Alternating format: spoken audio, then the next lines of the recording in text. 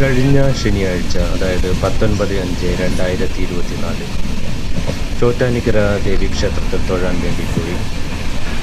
Kasaragod railway സ്റ്റേഷനിൽ നിന്നും 9:20 പുറപ്പെടുന്ന മരുസാഗർ എക്സ്പ്രസ്സിലായിരുന്നു യാത്ര. അന്ന് ഏകദേശം ട്രെയിൻ 1.5 മണിക്കൂർ വൈകിയാണ് കാസർഗോഡ് റെയിൽവേ സ്റ്റേഷനിൽ എത്തിച്ചേർന്നത്. പുലർച്ചെ 5:30 എറണാകുളം സൗത്ത് റെയിൽവേ സ്റ്റേഷനിലെത്തി. വെക്കേഷൻ സമയമായത് കാരണം അമ്പലത്തിൽ നല്ല തിരക്ക് തന്നെ അനുഭവപ്പെടുന്നുണ്ടായിരുന്നു. ദേവിയെ തൊഴാൻ വേണ്ടിയുള്ള ക്യൂ തന്നെ ഏകദേശം 1.5 മണിക്കൂർ ഉണ്ടായിരുന്നു.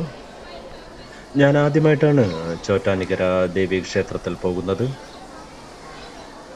അവിടെ നിന്ന് ഭക്ഷണമൊക്കെ കഴിഞ്ഞ് ഉച്ചയ്ക്ക് ഏകദേശം 2 മണിക്ക് ശേഷം ഹിൽ പാലസ് കാണാൻ പോയി.